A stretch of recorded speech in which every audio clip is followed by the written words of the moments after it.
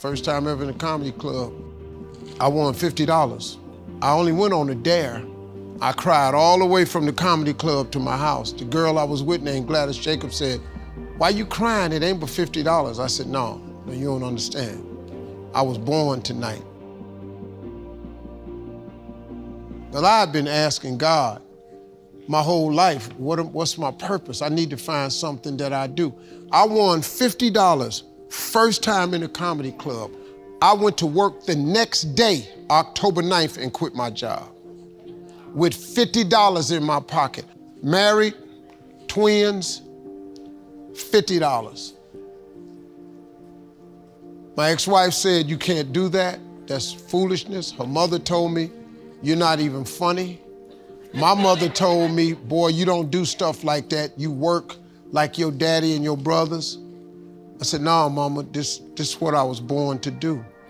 And my mother was saved and, you know, Sunday school teacher, so I believed everything my mama told me. But this one time I said, Mama, I got to go try this. I said, this is it for me. I said, if I don't do this, what I'm gonna do? She said, you're gonna work like your daddy did. Your daddy worked hard. I said, okay, well, I just work hard, but I'm gonna go be something. The only person in my family that believed in me was my father. He said, boy, if you think you can make it, go ahead. Now, if you need some help, I'll give you 100 every now and then. And I've done nothing since that day except tell jokes. Now, I got in a lot of trouble. By the time I was 30, I was homeless. Because the first year in comedy, I only made $3,500.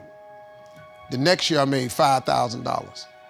The third year in comedy, I made $6,800. You get homeless real fast like that. So I was trying to make my little money and send it to my wife and kids, but it wasn't enough.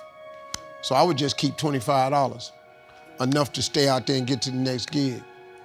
And you know, it didn't work for me for 3 years. I lived in my car. You have to take chances in life. You know, if you want your life to be something special, you eventually have to take a chance. You can't do normal things and expect extraordinary results. It doesn't work that way. You have to take an exceptional chance one time. And it's gonna cost you something that you care deeply about. Bishop Jakes told me one time, he said, in order to get to the next level in life, you can see where you wanna go, but it's a glass ceiling. The reason you can see it is because it's a glass ceiling. In order to break through a glass ceiling, you're gonna have to shatter the glass. Anytime you shatter the glass, it's gonna be blood shed. And the blood that you shed is gonna be something that you care deeply about. So if you are not willing to shed something you care deeply about, you cannot go to the next level. Most people let their family keep them from going to the next level. Some people, your friends. Some people, it's your job, your position keeps you from going to the next level. But if you go to work every day and you ain't happy, if you don't wake up overjoyed to go to work, that ain't no life, man. You got the wrong job. And you know why you got the wrong job? Because you ain't living in your gift. You only find peace and happiness when you live in your gift, the thing God created you to be. If you don't ever do what God created you to be, man, you'll never be content. You'll be miserable. All the time, I was miserable. For 27 years, misery. I couldn't figure it out until I won that money. I won $50, just 50, but changed my whole life. I made a lot more since that 50. But guess what, I still tell jokes. So all these is jokes. If I don't be nothing else, I'm gonna be funny. That's the deal, ain't it? If you hire me, you gonna get these jokes, because that's my gift. What you want me to do? They hired me to speak at this insurance company one time. All these big wigs sitting there. So I started telling jokes. The audience was dying laughing. This guy came up to me and said, I hired you as a motivational speaker. I said, that's what I do. Well, what's the laughing for? I said, because it holds people's attention. I said, go ask everybody what they got out of my message today. It ain't gonna be the jokes. It's gonna be something I told them. But you know, you got people that they don't want to hear that, but that's my gift. And if you live in your gift, you'll find your completeness. Until you live in your gift, you cannot be complete.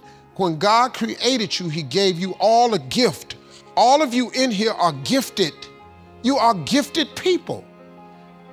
What is your gift? Your gift is the thing that you do the absolute best with the least amount of effort. Once you identify that, your life changes. God takes you to new heights. You find peace, you find joy. You wake up in the morning, you can't wait to go to work. If you waking up in the morning and you hate going to work, it's because you ain't living in your gift. I don't even have an alarm. I wake up every day ready to go to work, because guess what? I'm gonna go tell these jokes. They're gonna give me this check. Look what I'm doing. Look, that is available to you though. That God that created you has that same thing available to you. Every last one of you. I bet he do. I dare you to try it. I dare you.